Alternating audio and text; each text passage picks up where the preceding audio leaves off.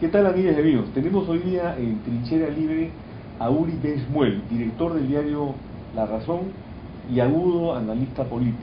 Es realmente un honor tenerlo a Uri en el programa. Muchas gracias por la invitación, Pancho. Uri, bueno, primera pregunta así de sopetón. ¿Hay una alianza entre Sendero Luminoso y los Caviares?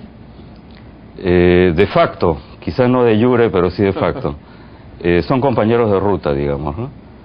Y yo creo que esto tiene que ver con un tema de mala conciencia o de intentar, o de complejo de culpa, ¿no? Que es más digno del diván del psicoanálisis que del análisis político. Pero en fin, creo que tienen un complejo de culpa por no haberse ido al monte. Y en el fondo admiran a los que se han ido al monte y han hecho la revolución, entre comillas, mientras ellos se quedaron escribiendo artículos o filosofando en cafés sobre el tema de la revolución. Entonces, yo creo que esa simpatía o ese complejo de culpa los lleva en los hechos, y esto sí ya es grave, a ser compañeros de ruta de Sendero Luminoso, y hay a lo largo de las décadas muchísimos ejemplos. Uno que yo tengo muy claro es cómo la mayoría de los congresistas de izquierda y muchos medios de comunicación de izquierda o progresistas, entre comillas, en los años 80, en los primeros 6 meses del surgimiento con actos terroristas de Sendero Luminoso, porque obviamente la génesis de Sendero Luminoso viene de más atrás, como todos sabemos, decían que las voladuras de torres eran hechas por grupos parapoliciales, que Sendero no existía, que era un invento de la CIA en un esquema de guerra de baja intensidad. Eso para no hablar que hasta bien entrada la década de los 80, Izquierda Unida seguía sosteniendo que el poder nace del fusil. El deslinde con Sendero Luminoso fue muy poco y muy tarde. Un caso emblemático para mí es el tema de Uchurajay, del cual se ha conmemorado hace poco 29 años. Amador García, reportero gráfico de Oiga, fue uno de los periodistas asesinados en Uchurajay. Yo recuerdo que un medio de comunicación desarrolló una campaña muy intensa para culpar al general Clemente Noel de haber ordenado el asesinato de los periodistas. Y que el asesinato de los periodistas, pese a que la Comisión Uchurajay y una investigación del Poder Judicial encontró que los periodistas habían sido linchados por un grupo de comuneros, este periódico sostuvo por mucho tiempo, hizo una campaña muy intensa, que habían sido grupos militares que lo que querían era alejar a los periodistas de la zona de guerra. Y la realidad es exactamente la contraria. El general Noel había logrado articular las primeras rondas campesinas, que en la comunidad de Huaychao habían eliminado por primera vez a un grupo de senderistas cuando Sendero parecía invencible. Y en el camino a Huaychao estaba Uchurajay. En realidad la noticia estaba en Huaychao. Y los periodistas estos, por un malentendido cultural, si se quiere, fueron asesinados en Uchurajay. El tema es que a resultas de esa campaña, el gobierno de Belaúnde sacó al general Noel del puesto y lo envió como agregado militar a Washington. Yo tuve ocasión de entrevistar en mayo de 1988 al general Noel.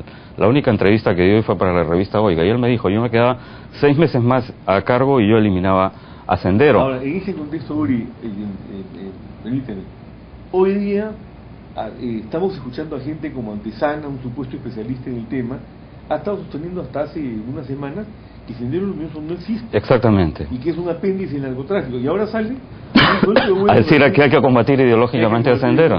Bueno, lo que pasa es que hay, digamos, analistas que en realidad son, por decirlo delicadamente, colaboradores de ciertas embajadas que tienen ciertas políticas en temas antidrogas y no les conviene decir que hay un fenómeno terrorista. Pero quería terminar rápidamente con la idea.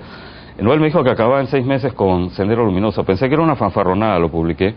6 meses después salió la entrevista del siglo, la famosa así llamada entrevista del siglo del diario Marca, y Guzmán admitió que efectivamente estuvo a punto de ser aniquilado por Noel. Esto viene a cuento de la pregunta que me hiciste antes.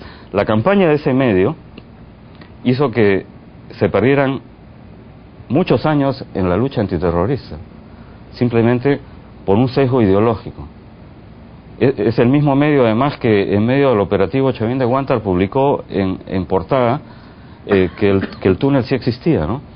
Entonces, yo creo que sí, de facto, las ONGs, lo que llamamos la izquierda caviar y ciertos medios de comunicación son, en la hipótesis más benigna, tontos útiles, cuando no compañeros de ruta del terrorismo, ¿no? Yo estaría contigo más en la línea de que se trata de compañeros de ruta que tontos útiles, ¿no?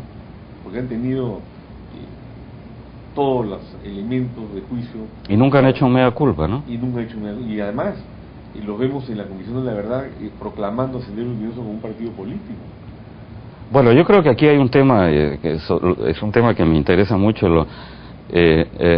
Gramsci ha logrado sentar sus reales en el Perú, digamos, es un laboratorio magnífico. Estoy seguro que desde su tumba del infierno, donde quiera que esté, de estar feliz con... Gramsci sostenía que la teoría leninista del asalto al poder por fuera no funcionaba, estaba destinada al fracaso, que lo que había que hacer era capturar el mundo cultural, el mundo de las universidades, el mundo de las ideas, el mundo eclesiástico, el mundo de los medios de comunicación, y el poder, decía, caerá como fruta madura, y es lo que han hecho, es lo que ha hecho la izquierda caviar, ¿no? La Comisión de la Verdad convertida, el informe final es la Biblia de la progresía, y pobre aquel que ose atacar ese evangelio, ¿no? Es un hereje que tiene que ser llevado, y de hecho es llevado a la hoguera mediática, ¿no? Ahora, después de la captura de Artemio y el fracaso del Movadef para inscribirse, ¿estamos de acuerdo en que este no es el fin del terrorismo en Perú? No, absolutamente. Yo estoy completamente de acuerdo con lo que has puesto el Consejo por la Paz en el comunicado. Esta es una guerra ideológica en la cual ha habido varias etapas. La Comisión de la Verdad ha sido una etapa, la persecución, la satanización de las Fuerzas Armadas otra, la flexibilización del régimen carcelario, el reingreso sin ningún tipo de condiciones a la CIDH, es decir, hay todo un paquete ideológico, y vemos las últimas encuestas en las cuales, por lo pronto, ha logrado obtener 300.000 firmas, ¿no? Segundo, en las últimas encuestas hay un segmento nada desdeñable de la población que considera a Guzmán y a Poblay líderes políticos, presos políticos, y a Modadez, en el caso de Sendero, el representante político de este grupo político. Entonces significa que la batalla por las ideas la estamos perdiendo. Lamentablemente se está perdiendo, y no se presentan otras opciones democráticas, porque, por ejemplo, en las universidades, en muchas universidades, hay presencia de Sendero Luminoso y no tiene presencia en ningún partido político. Sí, yo creo que hay un vacío, efectivamente, de los partidos políticos. Yo sostengo que lo que necesitamos es una derecha gramsciana, que se mueva exactamente como la izquierda, pero excepto tu institución, yo creo que se pueden contar con los dedos de una mano, y sobran dedos, aquellas instituciones que están dando la batalla ideológica, o todas las demás ONGs están alineadas con el otro lado. Los partidos políticos se hacen los entendidos por el prurito de la corrección política, que además es otro triunfo de toda esta ofensiva gramsciana. A todo el mundo y a los partidos políticos les da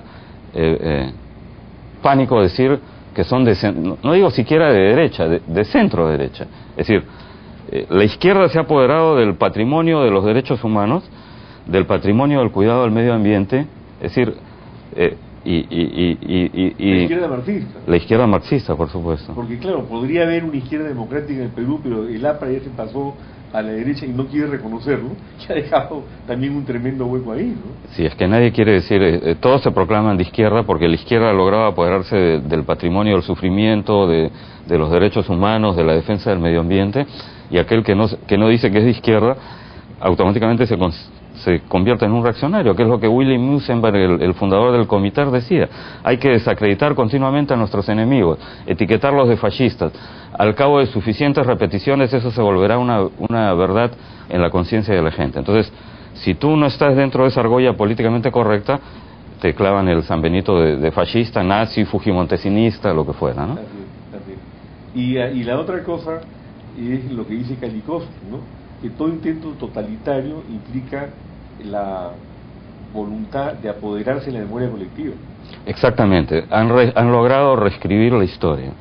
Y no solo aquí, si tú revisas la situación en Argentina, en realidad este es un esquema que se ha aplicado en todos aquellos países donde los militares han ganado la lucha antiterrorista.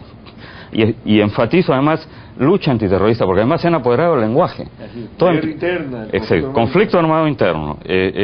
Son cabecillas o líderes, son líderes y no cabecillas. Son cuadros o militantes y no terroristas. Son cárceles del pueblo y no mazmorras. Eran mazmorras inmundas donde tenían encerrados a los secuestrados, pero son cárceles del pueblo, y podríamos seguir ad infinitum con la distorsión de las palabras, ¿no? O sea, también la batalla del lenguaje la están ganando ellos, ¿no? Bueno, pero seguiremos dando la batalla. Así es, como en la Legión extranjera, cuando no quedaba otra salida, mataban el caballo y lo usaban como trinchera. Yo creo que tú y yo hace rato que hemos matado el caballo y estamos dando la batalla. Y yo creo que hay una ola en contra de esta gente. Por ejemplo, a mí me ha dado mucho gusto en el tuit, no sé si sabes, se ha formado el comando de tuiteros anticaviares. No sabía. Estoy en el Twitter porque es otro espacio en el cual hay que dar la batalla ideológica. Sí, están dando duro, ¿eh? No, yo creo que el tema de los comandos Chavín de Huántar, ahí creo que han cruzado una delgada línea roja y han provocado una reacción, ¿no? Bueno, Uri, mucho gusto tenerte y tenemos que continuar estos diálogos. Muchas gracias por la invitación, Pancho. A ti muchas gracias por la concurrencia.